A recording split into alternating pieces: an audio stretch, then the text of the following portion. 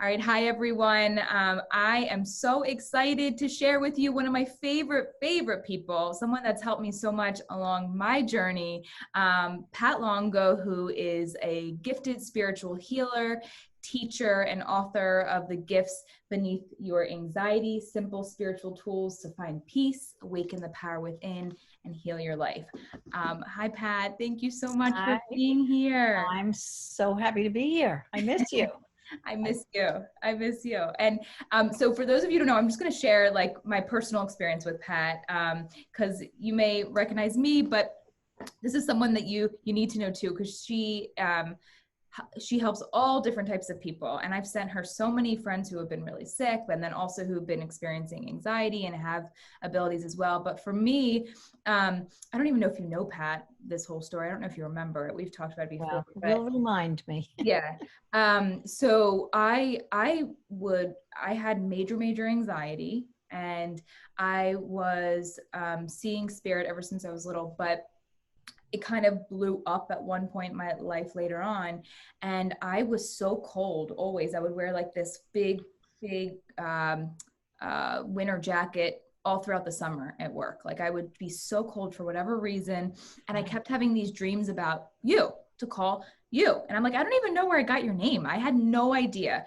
And so I looked you up and I was like, okay, I'm going to call. And I called you. And then you had a last minute opening the next day. And I remember sitting there on my lunch break with a winter jacket on a phone call with you at my dining room table, ran home, and you did a healing on me. And I remember seeing all of these images as you were doing it, like higher up, angelic, I guess, people that you could say. And I remember taking off that winter jacket and not being cold again. And you, I don't remember this, so I'm glad you're telling the story. yeah, so I took it off. I never had to do it again. No one knew me as being like the cold person in the room anymore. Like I was freezing. I don't know what it was. I thought I was just like cold blooded, but you helped bring that away. And I felt like it was like the weight of the world was lifted off of my shoulders after that healing. I was so, I had to lay down afterwards. I felt like high up in the sky. Like I felt like so much was lifted off of me in that moment with that healing. And it was so magical and beautiful. And then you gave me all these tools, which is all in your book, about how to move forward with my anxiety, with my mediumship, with what I was seeing, feeling, hearing, and I didn't have that understanding until I met you, until I had someone to explain that to me. So I am so grateful. You've helped me along the way, even after that. So Except I booted you out of my class, remember?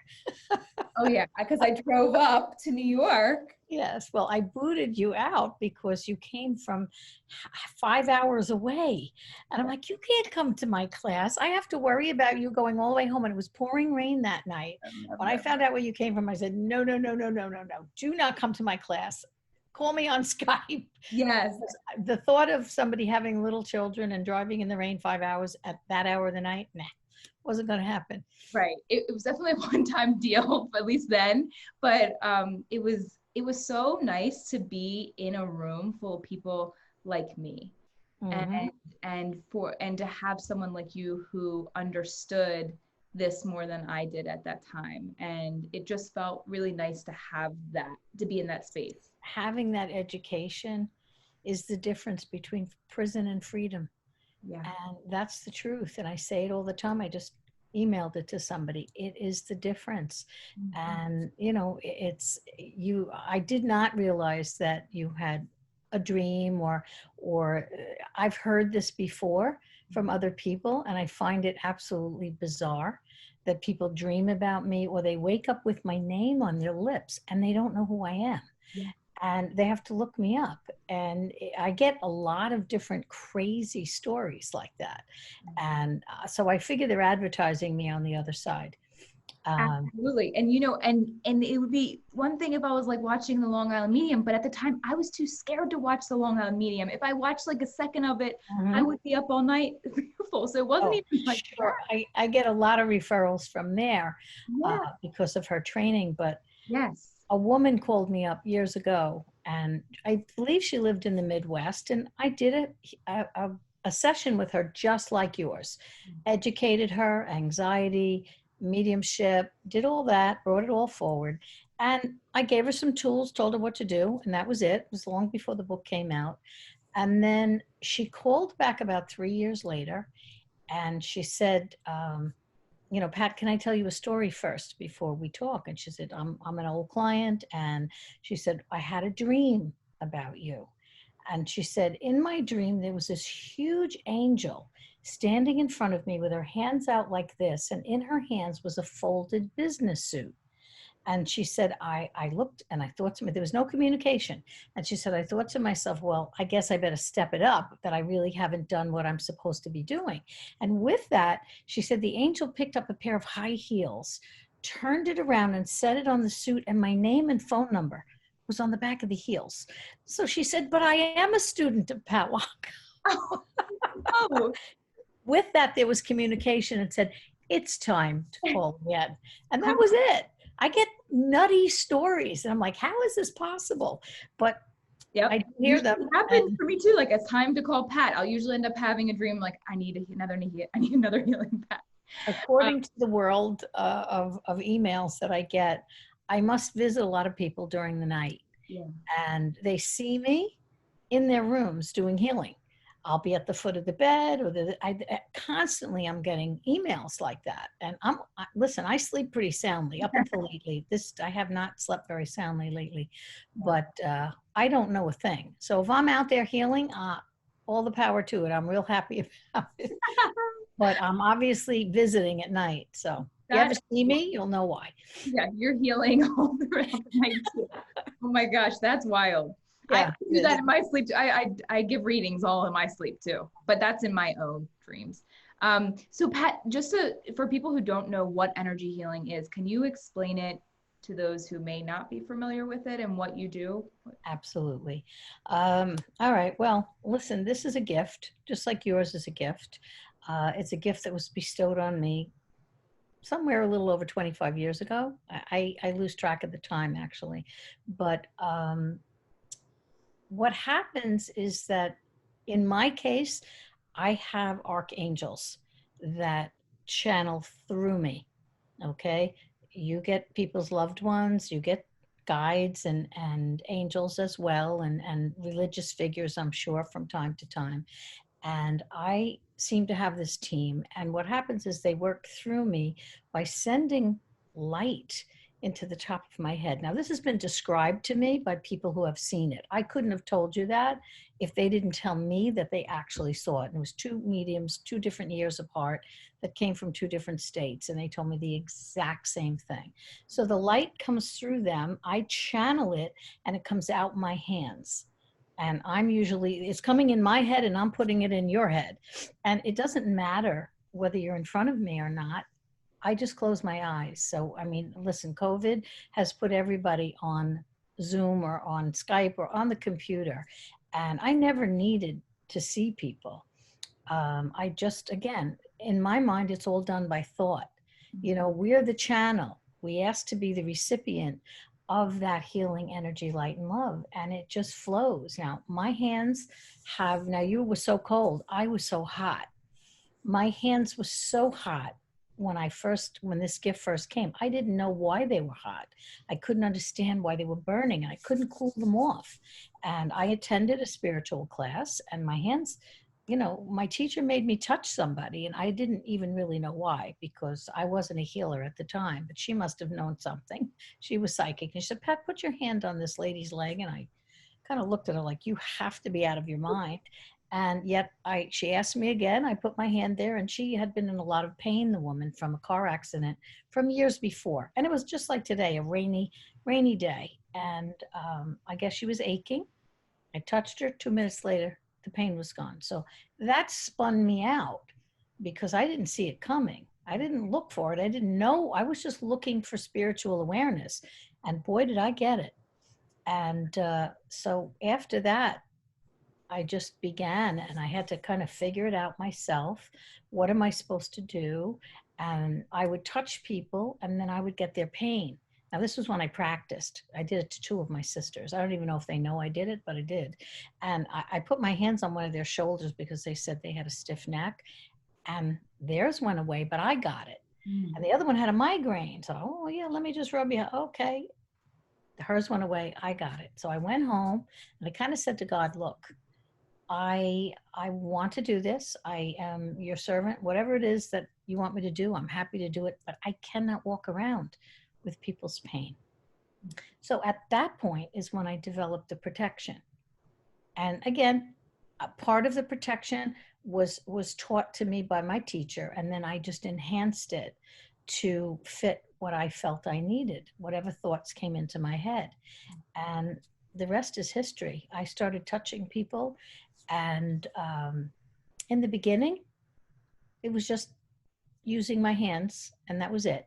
And so I usually put them above somebody's head. I rarely touched anybody. And I would pull things out of their chakras and out of their ears. And I would feel it like taffy. And I would just pull until it felt clear. And I didn't know what I was doing. And, I realized I had a team, but I didn't know who they were. I assumed, I always called in Jesus, the Holy Spirit, Mary. I had no idea. I just figured they came and they did whatever needed to be done. But what really happened, where I went into the next level, which brings me toward the book, is I recognized that people who were ill, their hurts and traumas were what caused their illness. All right. So deep losses, grief, guilt, shame, anger, fear, all these different emotions, betrayal, they were responsible for creating the illness. So the line that I use is what's eating you up inside. Mm. Okay. So if you can sit there and say, what's eating me up inside, you're going to know that there's something you have to let go of or forgive, release, so that you can begin to heal yourself. So once I figured that out, I started teaching people. I said, well, if I could do this one on one, why don't I bring people in and I'll help them to learn balance before they get sick and have to come to me with a disease.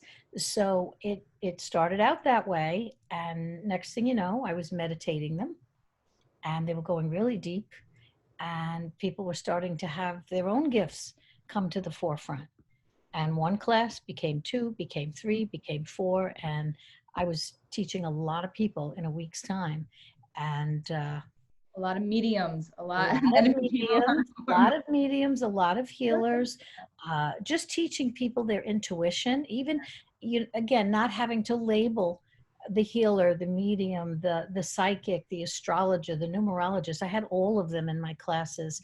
And it really is about our own intuition. Everybody has it. And if you just learn to tune into it, you can contact your own loved ones, and you can help make decisions for your own life and for your family, for whether you're moving into a home, buying a new car, a relationship. It's learning to tap in.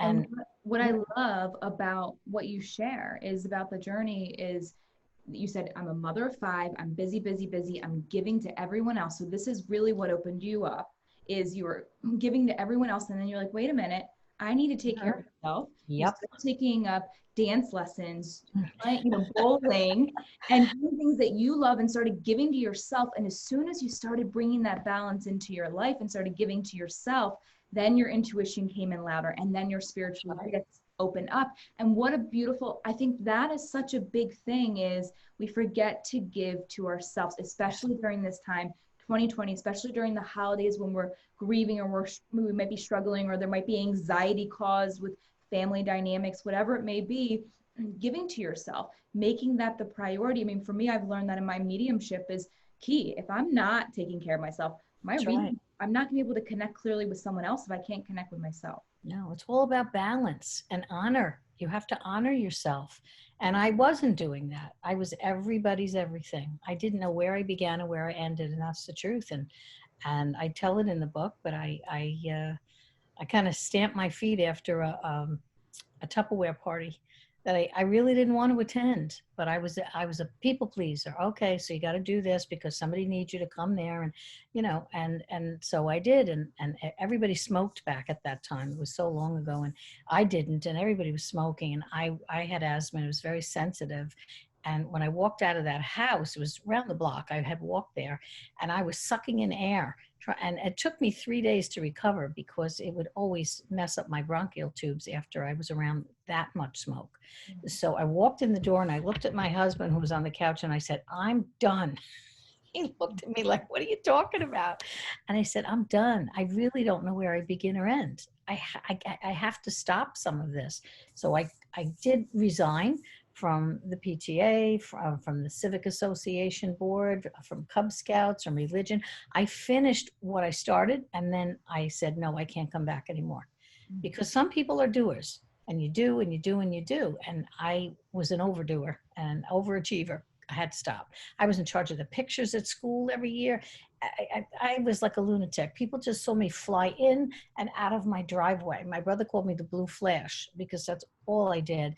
I took all the kids to school on the dead end because none of the mothers drove. So I was driving 10 kids to school every day. Mine were 5. And then it was just a crazy life. And I had to stop long enough to listen, to open up, to care about me. And, I also joke about the tap dancing because I think I did it I didn't get my 10-year trophies.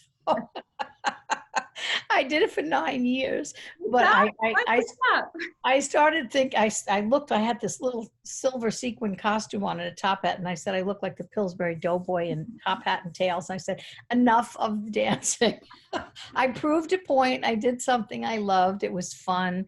And, it worked for me, but it did actually the halfway mark between the time that I started dancing and finished is when all the gifts began to come forward and I began to search and know that there was more.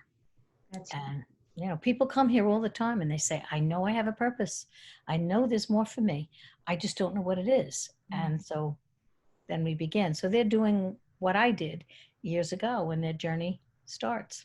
and when you bring healing or when you're meeting with those people, you're healing people emotionally and you're healing them physically. So you've healed people from, have you actually healed people from depression Oh, yes. and and Drug addiction, depression, anxiety, every possible illness that you could imagine.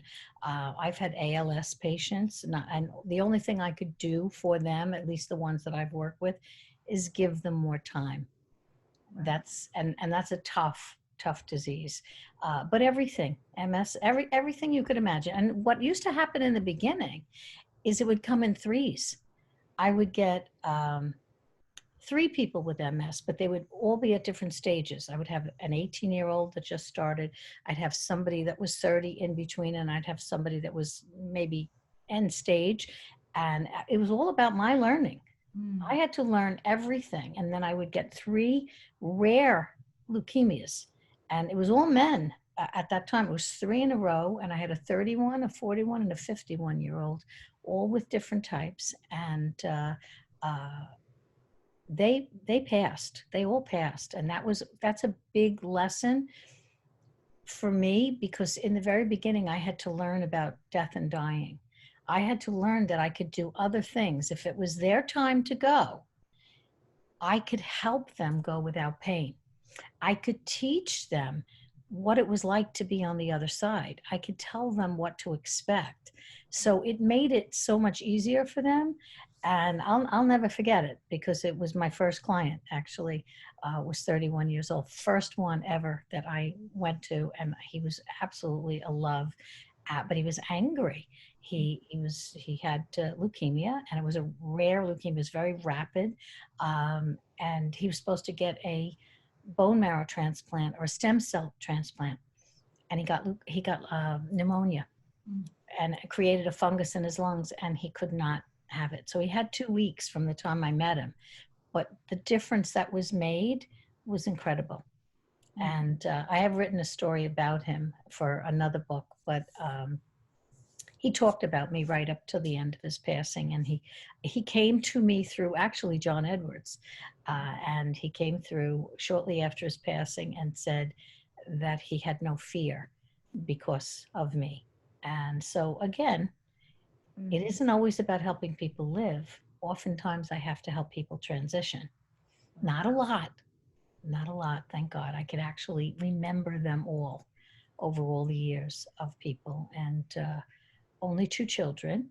Others have all survived of cancers of different types. And uh, I had one little girl that told me once, I explained it to her, and she was 10, and she was in the worst pain of anyone I'd ever met. And she just, after I talked to her, she says, "I'm not afraid to die." And we have contracts. That's my belief. We have contracts. And if I could keep people here, I would have them all here. And then I guess we'd have a very overpopulated planet. But my husband passed. It's in the book. And if I could have kept him, I would have. Of course. Absolutely. You know that. But I also knew that this was his time.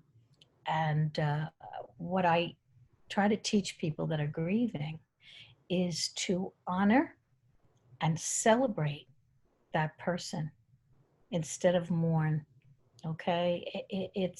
I celebrate my husband every day with my kids, with my grandkids. I actually set the margin there of how it should be. Talk about Papa, laugh about Papa, think about all the funny things and the funny times and the things that he said to the kids. And I think we had 13 of our 17 grandchildren before he passed. He did get to see the 13th, not for long, but he did meet her. And I have seen him. I don't know that you know that, but I have seen him once, and I don't do what you do. So this is for those that have had loss. And once you get past that heavy, heavy, heavy grief stage, if you just allow yourself to try to, again, be grateful, maybe do some meditation, um, get different help in different ways, whether it's healing, whether it's therapy, you can open up to hear and possibly see your loved one.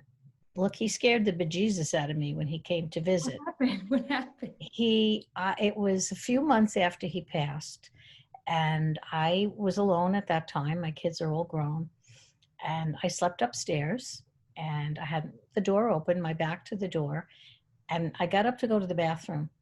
And when I got back in the bed, I hit the clock to see when my alarm was going to go off, and it was 2:43 in the morning. So I said, okay. And then I hear footsteps coming up my stairs. Now, they were heavy, like men's work boots. So I didn't think about it because I have three sons. They all work nights, they have keys. Every now and then, if they couldn't make it home or felt that they were too tired, they would come in and fall asleep on the couch for a little while. There was guest rooms upstairs. And so I just assumed somebody was coming up to go to bed. Now they start heading towards my room. I'm in the back of the house. Everybody else is in the front. So I said, that's kind of odd. Maybe they're going to the bathroom. And, my mind's going. And I'm like, well, I'm going to yell at them because they could have gone downstairs. Why are they coming up? They're going to wake me up. They didn't know I'm awake. So I'm waiting now. And instead of that person going into the bathroom, they came into my room and they went from the carpet to the wood floor. And now I'm hearing the footsteps. So I assume I'm in trouble, that there's some sort of a home invasion going on. So I look at what I have, which is very little, a little phone sitting on the table. I couldn't get my lamp out. It was plugged behind my waterbed. So there's the air conditioner in the window. So I'm not going anywhere. Yeah. I said, okay, you have to deal with this. You have to see what you're dealing with. So I pulled my shirt, like, well, my comforter actually, like this, and I kind of peeked, and there he stood at the end of my bed. And he had on a red t-shirt that he had just gotten for Father's Day from my daughter. He had passed in August, and in June he had gotten this. She used to get him these bathing suit outfits, and he didn't like to swim, but he loved the outfit. So he had the red shirt on. I could only see him from that part up. As soon as I saw him, he disappeared. But I now knew that I was safe. So he walked around. I came to my side of the bed, and I felt his energy for maybe 30 seconds. And then he walked around to the other side, still hearing the footsteps. And the covers came up and he got in the bed. And I rolled over and I put my arm over something. And it stayed like that for, I would say, anywhere from 10 to 15 minutes before I started to just kind of fall asleep. Everything just kind of dissipated and I was fine. He has visited me many times, not like that. I never saw him again. He had visited me before that, but it happens in a very strange way. I'll get a tingling from my elbow to my wrist in the middle of the night. I always go to bed late. So I'm about to fall asleep, which is usually when spirit comes to visit you, right before you fall asleep and right before you wake up. It's the state of alpha. That's when your dreams come, but that's when spirit can visit. Yeah. So all of a sudden my hands will begin to move in slow motion, one finger at a time, just like this. Pop, pop, pop. They pop up and they begin to lift in the air. It's so strange because my hands don't feel like soft, supple hands. They become larger and rougher. And so in the very beginning, when he used to do it, of course, I would get emotional. So he would go like this. He would use my hands as his hands and wipe the tears off my face. Two hands would go on my heart. My hands would go up in the air as if he was right there and I was putting them around him. I had no control over it, none whatsoever. And that's been going on. I haven't had a visit from him since a year ago, Valentine's Day. So I'm a little bit annoyed. But You know, I guess he figures I'm okay at this point in time. well, But he comes through. You're surrounded by mediums. He does. every day, all That the way time. too. Yeah. My husband has gone to the other side, and let me tell you something. What he does is helps my students. Yeah. And I'm actually giving him as an assignment now to anybody that's struggling too much with anxiety or fear of this. And I'll say to them, just ask for my husband. I just told a whole class the other night, ask for my husband, ask for him, he'll come. And he actually helps them. So he sat on somebody's bed and she called me up. She said, oh my God, he has the best laugh. And he was famous for his laugh. But there is life on the other side. Yeah. It doesn't stop here. And my husband, when he first passed, I got messages from him. I got messages by text on every major occasion, birth of children, christenings, things like that.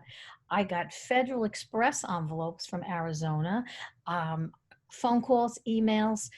My husband would talk to me any way that he could. Wow. And, so listen. And not everyone has that, is surrounded by mediums, but to listen to and trust what you're feeling, what you're receiving, what you're seeing, hearing, knowing yourself with your loved one is, I think, such a key. And that's what I share with people that I read every day. I'm like, I want you to walk away with new tools so that you can That's right. and feel and know your own connection with them. And we can, if you learn, first of all, your solar plexus, right below your rib cage, that's the seat of your intuition. And that's where everybody feels. And there's not one human around that has not said, I feel it in my gut at some point in time.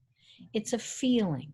And this is the center of that intuition. And if you recognize the thoughts that run through your head, especially the random ones and the ones that repeat, and you match them up with the feeling, you just put pieces of a puzzle together. And it's not as hard as people think. Right. It's subtle. It's not a big booming male voice or a high-pitched female voice. It's subtle. And that's what throws everybody off. Because they want a bell to ring. They want to get hit over the head. That's not how it works. And you know that. Form like you did. And that is rare. That's hard. That it takes so much energy for them to put that. Absolutely. To actually see them in the physical form like you did. Absolutely. It takes a lot. It takes a lot for them to communicate with you. Yeah. And the way I describe it, and I'm pretty sure I did it in the book, but I usually use the analogy of an overhead fan. So you have 5 fan blades on an overhead fan. And we're the stationary blade. When the fan is off, this is us. This is our energy, solid and stationary. But when you turn that switch and the fan goes on, look what happens. My finger disappears, but so do the blades. And that's spirit's vibration. It's much faster than we are. So we have to raise our vibration by meditation, by prayer, by kindness, by gratitude, by music. We raise our meditation and they lower their vibration and we connect. And that's how it works. So again, everybody can look, there's different degrees. I'm not going to say the world's going to run out and start reading people. That's not how it works. But there are different degrees of, just like an intern and a PhD, Right. or a kindergarten teacher, or I said it opposite, the intern and a brain surgeon, a kindergarten teacher and a PhD. There's different levels, Yeah. and it's experience, it's life experience, it's past life experience. There's a lot that goes into it that makes you do what you do, and I do what Absolutely. I We do. all can, like you've said before as well. Like we can all sing, but are we all meant to be singers? And then, or some people practice. Some people have to have a little more practice or understanding with, Hmm. the notes or the keys, right? But other people like, we all can do it though. We can all do it. But it is a foreign language. Yes, and you have Okay, to it learn. really is learning a foreign language. Yeah. And it's like anything else. We didn't walk, talk, read, write overnight. You have to practice. And again, like you said, I love the analogy with the piano. I mean, everybody's got to practice it. I like to play with the keys, but I'm not going to, you know, write a big piece and play it on stage. So Right. it's what you put into it. And again, what your past experience is.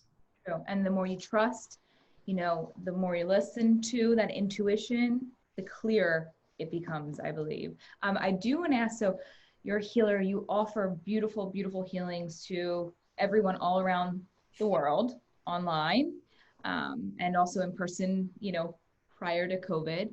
But what are some tools that you can give someone to bring healing to themselves? I know it's all throughout your book. I just reread it. I just reread the whole thing. I actually listened to the Audible. I didn't know Did you you? had it. I loved it. Yes, yes.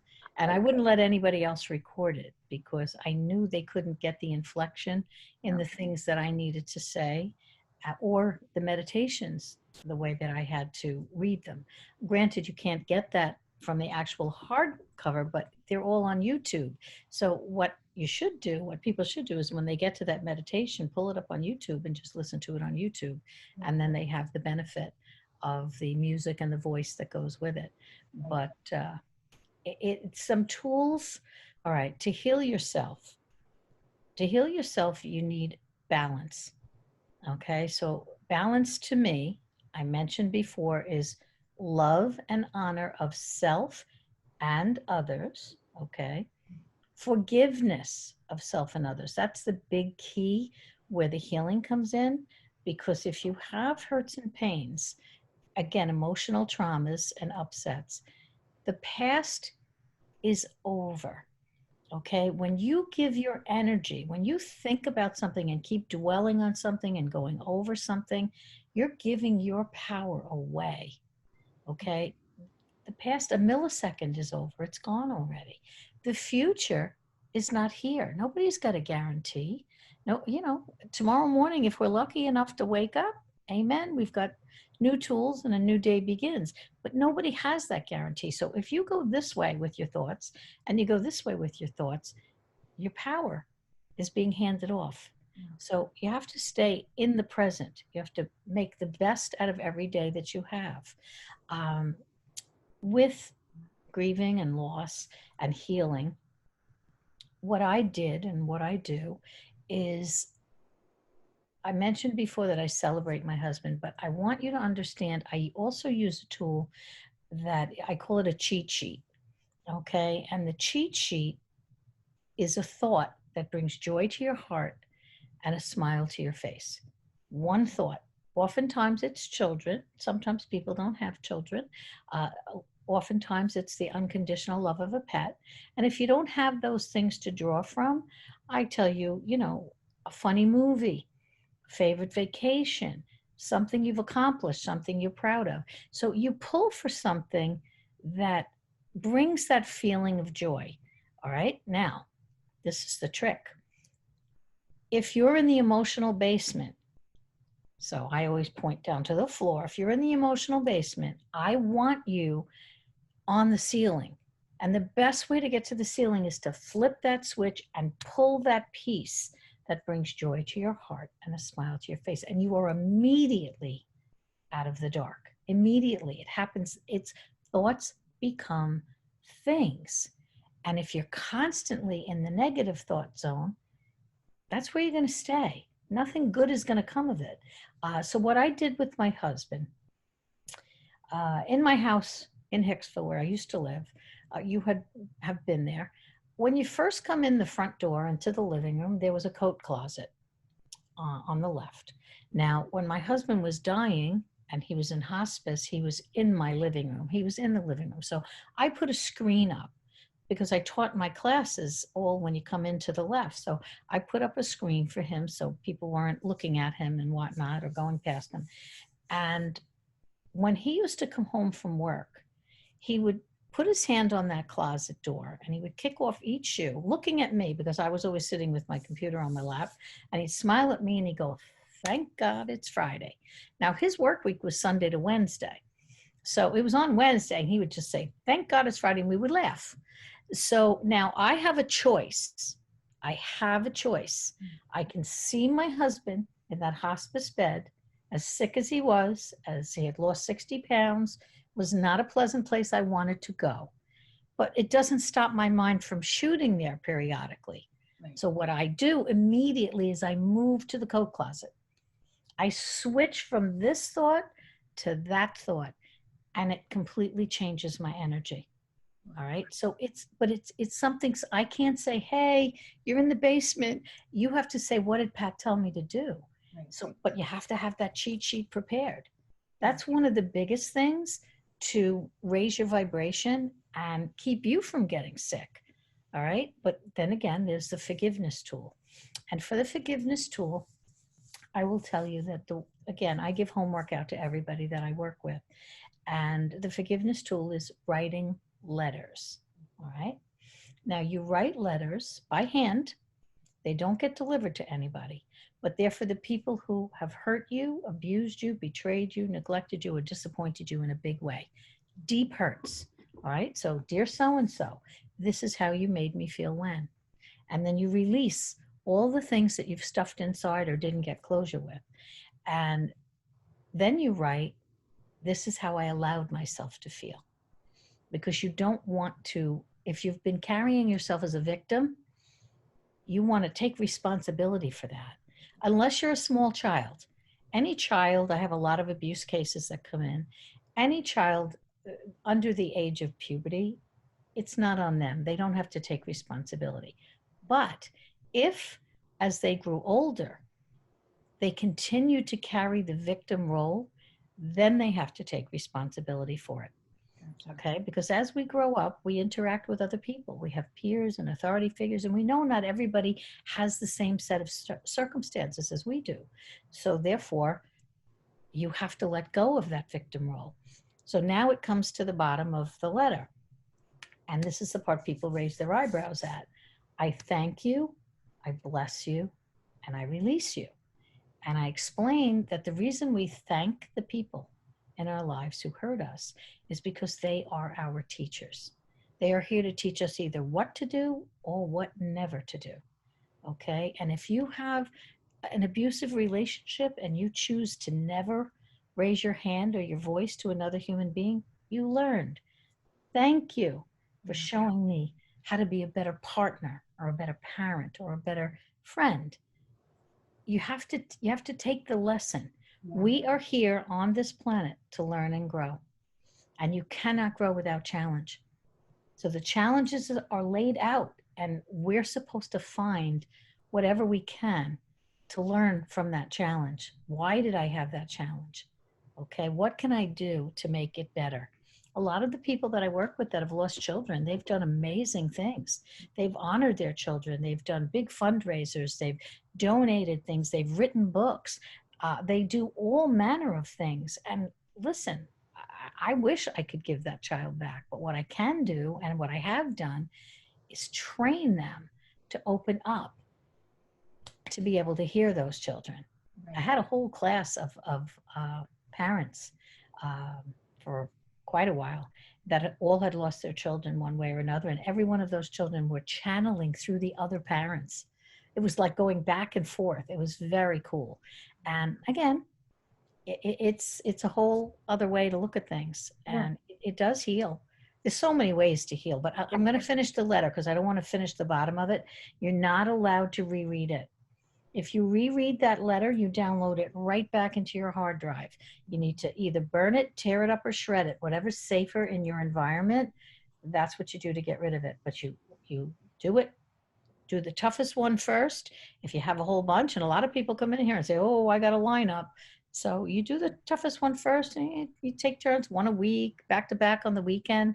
But it will begin the healing inside of you. Mm. And you have a meditation that is like that, where you're Oh thinking, yeah. you're giving that back there. So, and those tools that you just shared are in your book. I read them in your book multiple times, and during our session, you give those out as well as homework, like you said. So there's so many different tools, and I love what I love also. So that's beautiful and healing, for grief, for anxiety, for whatever you're holding on to. What I love though about this book, The Gifts Beneath Your Anxiety, is that you are one of the only people I know who have talked about anxiety and empathy and being an empath here, and how that is connected. That many people who come to you and have this anxiety, are very sensitive themselves. Mhm. Um, They're and usually the people that are called too sensitive as they're growing up, and they're always in tears. They're very empathic. They cry all the time, and they take things to heart. But what they don't recognize and realize is that they're actually feeling other people's energy. yeah, So they're feeling their energy, and they're not only feeling their energy, they're taking on their toxins. So other things develop, digestive issues, very common with empaths and mediums, and healers. I never had the anxiety, so I got away with that part. But I did have the IBS too. What? amazing to me that you've never had. No, no, I never had anxiety. I was given a sample of it once, Yeah, yeah, just so I could feel it. I feel like spirit always gives me what I need to have so I can recognize it.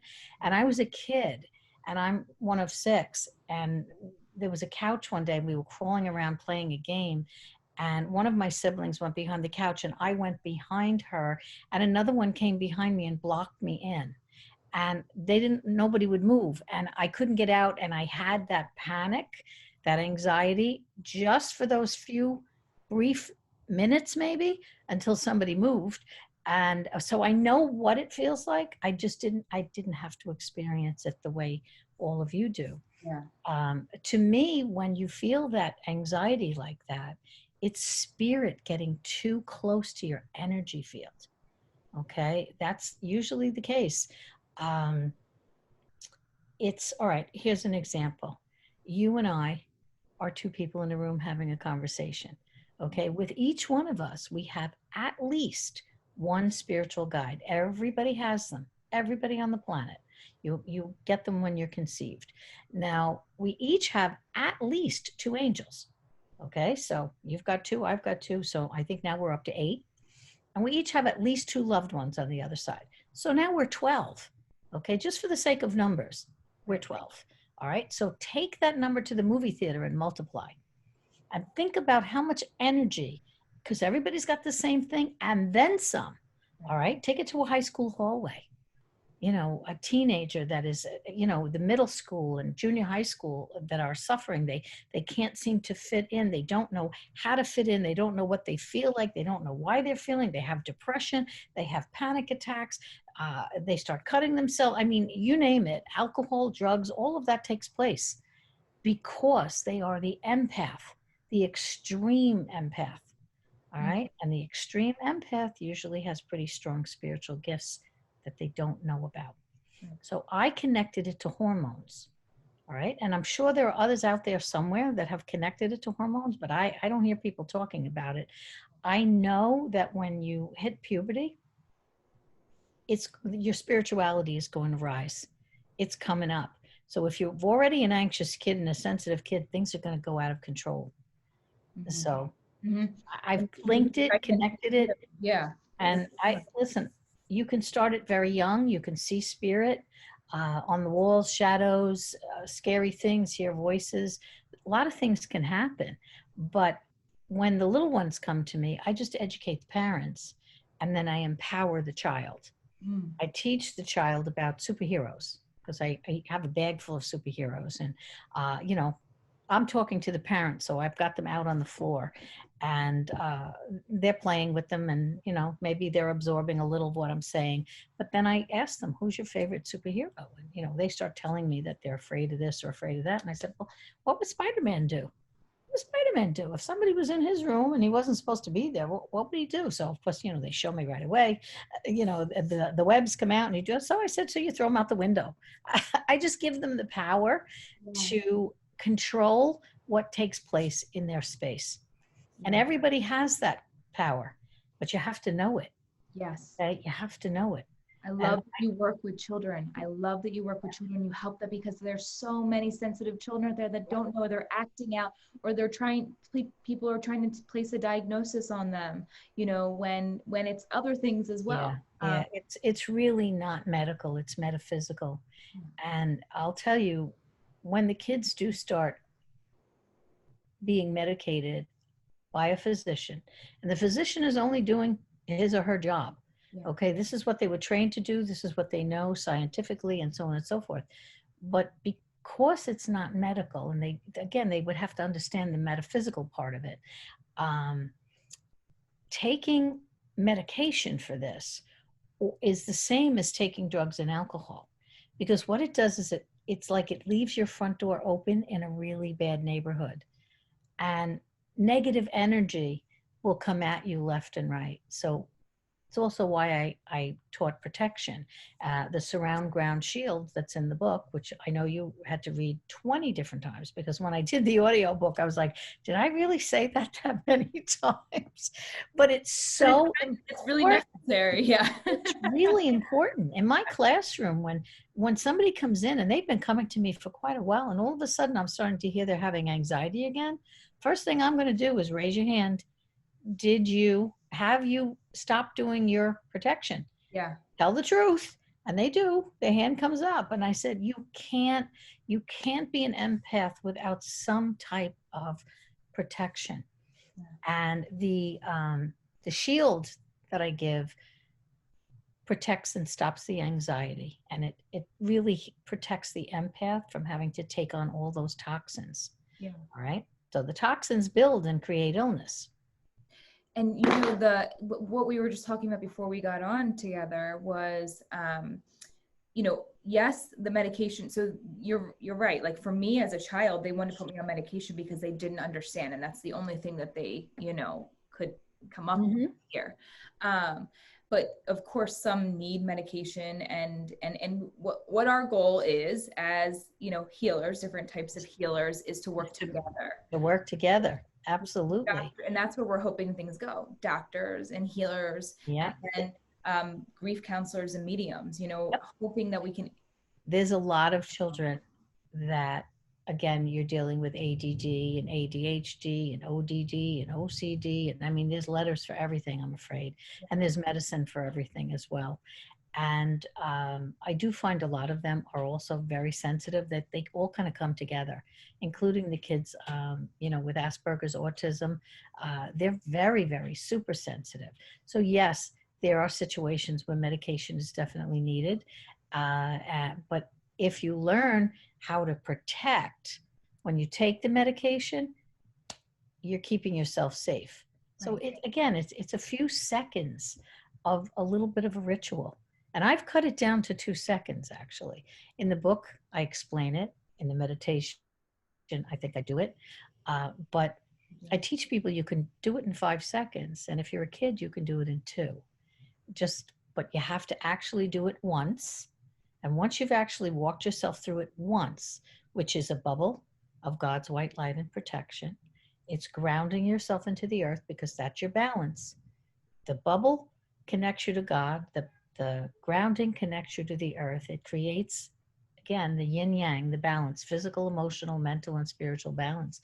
But the metal vest of armor that you put on, it again, it filters the toxins. It eliminates the anxiety. So if you do it quickly, if you're a kid, it's around ground shield. That's all you have to say. The Yeah. minute you do it, your guide knows what you want, but you have to go through it once. The intention. It's the intention. Yes, Also for about the me, intention. I feel like when I put that on, or I have that intention, it's not so much me protecting myself from spirit. It's protecting myself from the energy of the person in front of That's me that right. I'm taking on. That's right. And that's Listen, I don't preach fear. To yeah. me, there is no fear, should be no fear. Fear is your worst enemy. Keep it out of your life. I don't teach people protection because there's fear connected to it. Right. It's like a Girl Scout. Be prepared. If you were going to walk out in the rain, wouldn't you use an umbrella?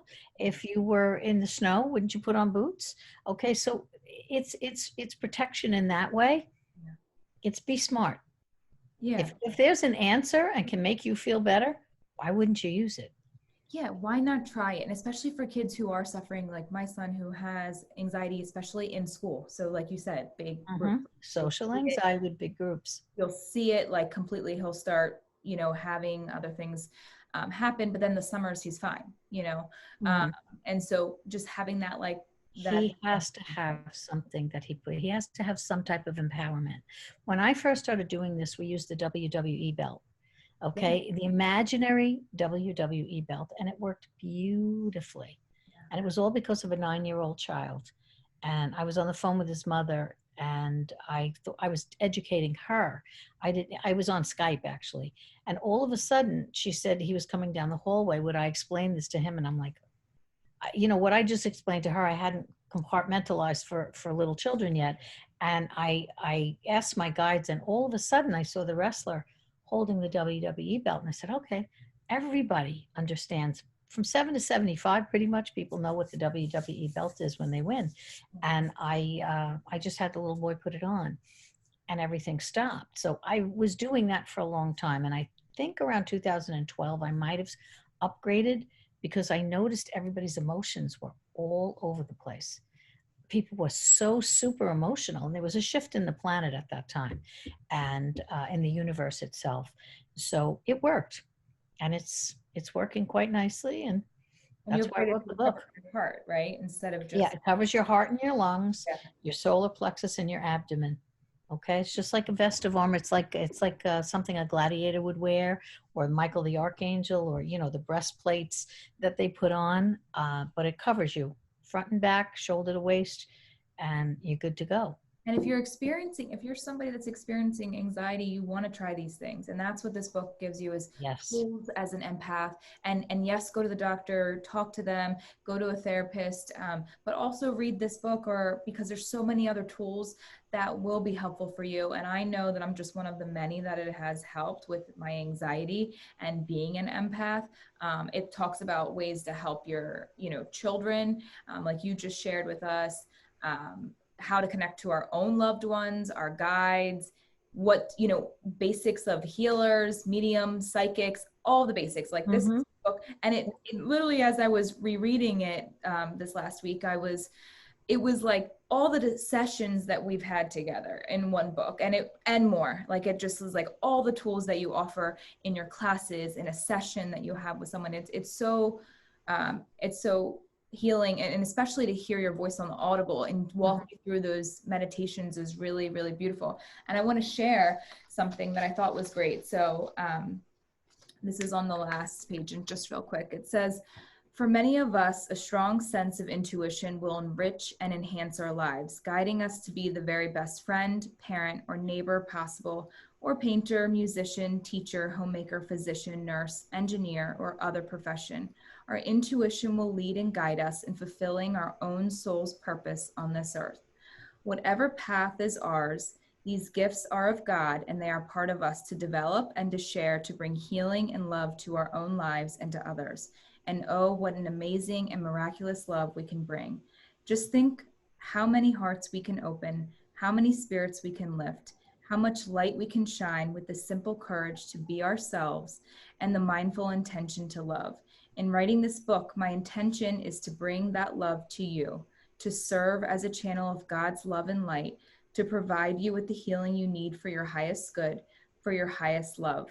Today, I ask you to open your heart to participate in and receive this gift of love and healing. Open your heart and everything else will follow. To receive it, to give it, to be it. It's all about love. I Mhm. love that so much. I love that though. So It beautiful. really is all about love. Yeah. And all the books I read on my journey forward, and I read hundreds of them, I couldn't read them fast enough, but everyone comes back to love. Yeah. It is about love.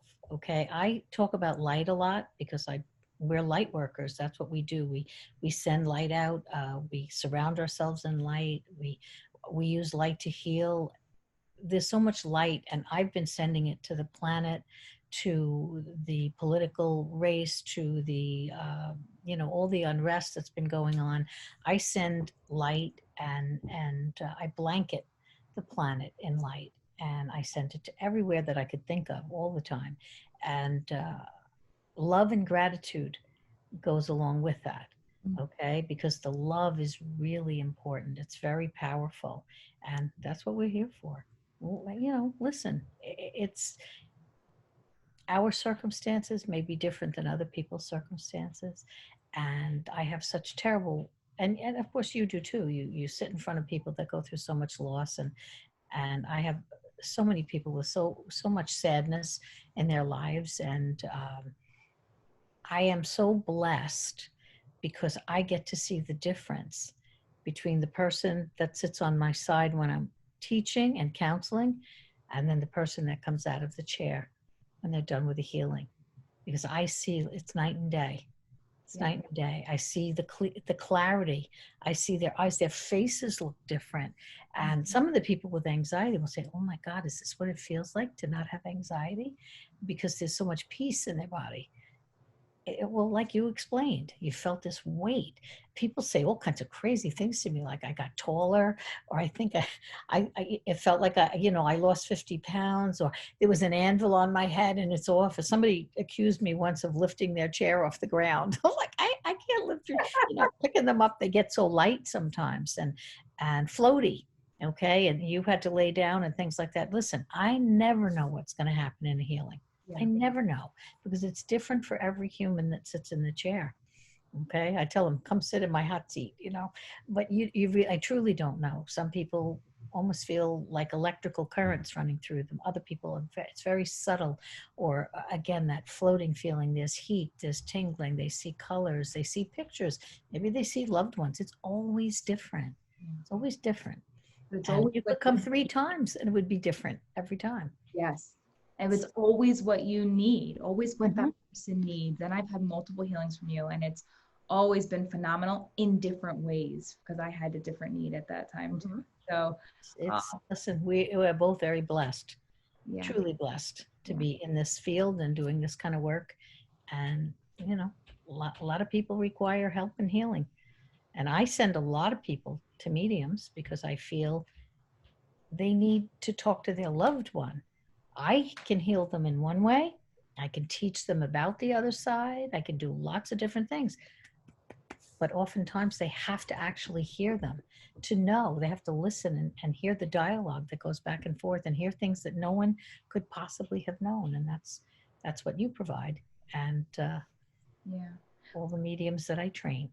Absolutely. Oh, thank you so much, Pat. I know that there's going to be healing found in this conversation for someone here. And I thank you for sharing these tools and yourself. And I'm going to be sharing your book with some people as well. And if people want to set up a session with you, should they just email you or go through your? Yes, they email me, patlongo1111@gmail.com. My assistant takes care of all of that. And she gets everybody in wherever she can. And it's interesting when the person has to be there. It's interesting, just like you. Yeah. Our door opens and all of a sudden they're in. Yes.